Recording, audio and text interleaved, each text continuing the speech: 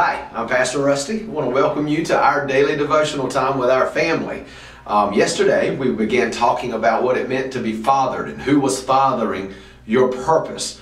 You know, and at the end of the discussion yesterday, we talked about how not only does God father our purpose, but when we delight ourselves in Him and we trust Him and we commit our ways to Him, He actually does much of the work for us. He builds the house Himself. And so we talked about what it's like when we're working in tandem with God, and I want to go with that a little farther today. Today I'm going to call this devotional resistance, or kicking against the pricks, so to speak. You know, when we look in the Bible in Proverbs chapter 13 verse 15, it says these words, "The way of the transgressor is hard." Some pastors have translated that and say the way of the backslider. What it means is the one who transgresses God's laws and chooses to go his own way, he doesn't realize it. He thinks he's doing it for fun, or he's thinking it's the easy way out for him. But the way of the transgressor is hard, the Bible says. That's a heavy yoke for you to bear. You know, the Bible teaches that we've got one or two masters. We either have the Lord as our master, which tends to life and its freedom, or our sin we become slave to it. It becomes our master.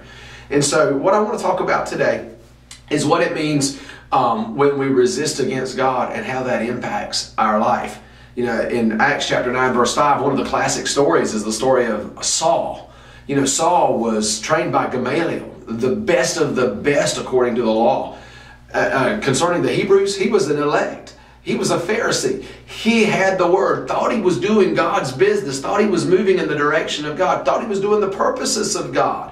Yet we see when Jesus appeared to him in Acts chapter 9 verse 5 that something was going wrong, because Saul was being torn, because Saul was holding the coat of a man while they were stoning Stephen to death. And I believe that from that time, Saul continued in his zeal to rise high on the corporate ladder, to become the doctor of the Pharisee of the law and obtain all the accolades of Israel.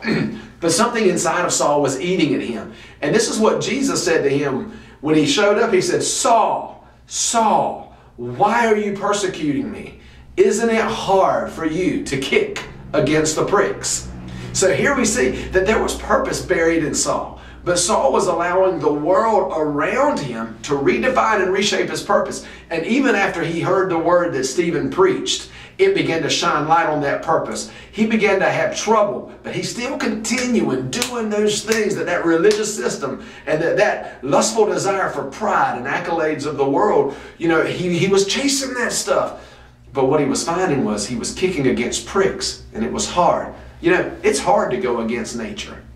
You plant a house, or you build a house in a floodplain or on the beach, anybody will tell you it costs twice as much to keep a house up on the beach as it does anywhere else. Why? Because the elements there are trying to tear it down. And when you begin to kick against the purposes of God and begin to kick against the plans of God, there's going to be a natural tearing down. It's going to be hard. You know, we can look at several people. We can look at Jonah. I mean, Jonah said he was a prophet. He was serving the Lord. And God said, "Go this way. This is my purpose for you in this season, Jonah." And Jonah said, "I don't like that. Don't want to do that. I think I'll go this way." And so we see what happened for Jonah. Jonah kicked against the purposes of God. And rather than walking in blessing and life and grace, where did he end up? He ended up locked up in the belly of a whale. And that whale, we hear how much that pressed on Jonah as we read through the book of Jonah, because Jonah said it was like I was taken down and the mountains were crushing me. That whale dove down deep under the ocean, and that water pressure was starting to bend and take its toll on Jonah. Say it with me. The way of the transgressor is hard. Kicking against the pricks of what God is wanting to do in your life. That is a heavy yoke that you don't want to carry.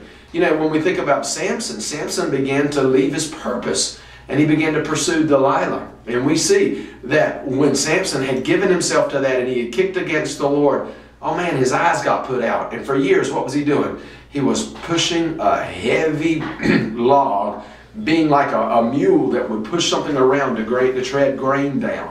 You know, you going against the purposes of God in your life are hard. And these guys we just mentioned, they were men who thought they were serving God. Maybe you have a relationship with the Lord right now and you've not wanted to do what God called you to do because you thought that was too hard, or you didn't want to do it, or it wasn't going to fit into your life and what you thought your life ought to be.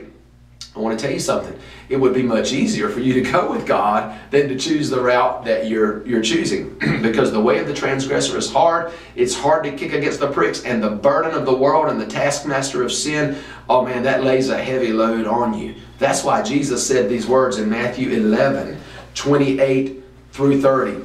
He said, "Come unto me, all you that labor and you're heavy laden, and I will give you rest.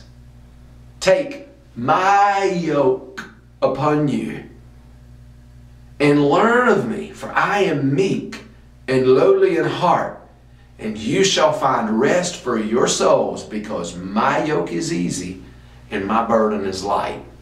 You've been carrying a heavy burden because you've been trying to do this thing on your own, because you're not wanting to do what God called you to do. And you're still trying to love Him, still trying to serve Him. You're a prophet. You just didn't want to prophesy to Nineveh. You're a deliverer, but you wanted to hang out with Delilah, and she wasn't a part of the covenant connection. You know, you still want to have all the accolades of the powerful church, yet God's called you to go preach to the barbarian. Come on, somebody. I'm preaching to you today. And you got to understand that when you choose, even though you think you're serving God, when you resist and kick against His purposes, there's a heavy yoke that's put on you. You know, we know that Jesus' father was a carpenter, so we know he worked with wood. But did you know that the yokes for the oxen were made out of wood? Of course, there were leather straps tied to it.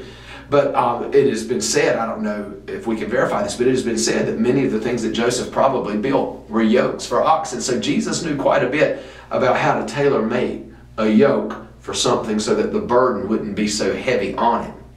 And if you'll come to Jesus today, He'll exchange that heavy burden that you've been carrying because you've been trying to do it on your own, and He'll give you one that fits. It won't weigh you down. It won't burn you out. It won't tear you down, but it'll be able to sustain you no matter how difficult the purpose that you're called for. Now, I'm not finished yet. I want to go to one of the prophets who had one of the most difficult jobs in all of the Bible, and his name was Jeremiah.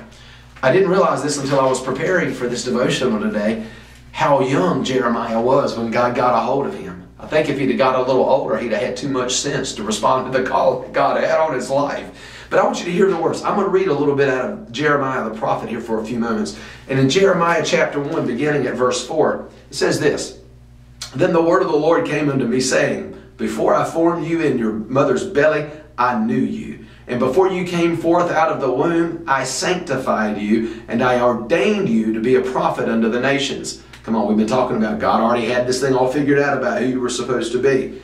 "Then said I, Lord God, behold, I can't speak, for I am a child. But the Lord said unto me, Say not that I am a child, for you shall go to all that I shall send thee, and whatsoever I command you, you shall speak. Be not afraid of their faces, for I am with you to deliver you, saith the Lord. Then the Lord put His hand on my mouth, and He touched it. And the Lord said unto me, Behold, I have put my words in your mouth. See," listen to this purpose God had for Jeremiah, "I have this day set you over the nations and over kingdoms, to root out, to pull down, to destroy, and to throw down, and to plant, and to build." How many of you would like to know that that was your purpose, that you were about to go to kings and nations and root them up, tear them down, and destroy them and start all over again? That is the epitome of a prophet.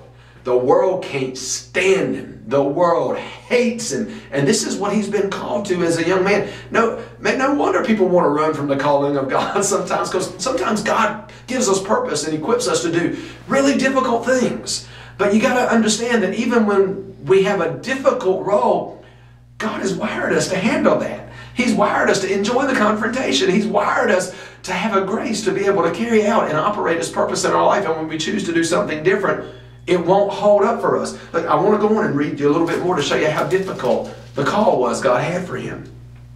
And here's what He says: "Thou therefore gird up your loins and arise and speak to them all that I have commanded you.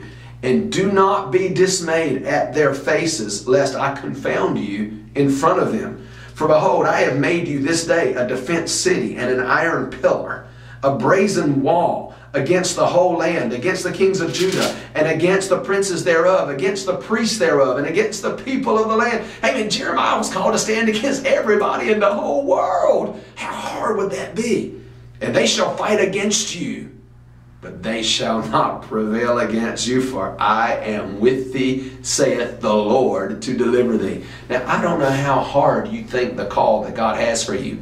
You know, the purpose that God has for you, it might seem like it's so difficult, and you're not going to have what you want if you follow in the hands of God, you know, because you're going to kick against the pricks and try to do it your own way. But I want to tell you that you're choosing the heavy yoke. You're choosing the heavy burden. And if you'll just relinquish the reins and allow you to be you and to fulfill the call that God has on your life, I mean, your yoke is going to be so much easier. How do I know that? Because in chapter 20, verse 9 of Jeremiah, Jeremiah's been locked up in a pit.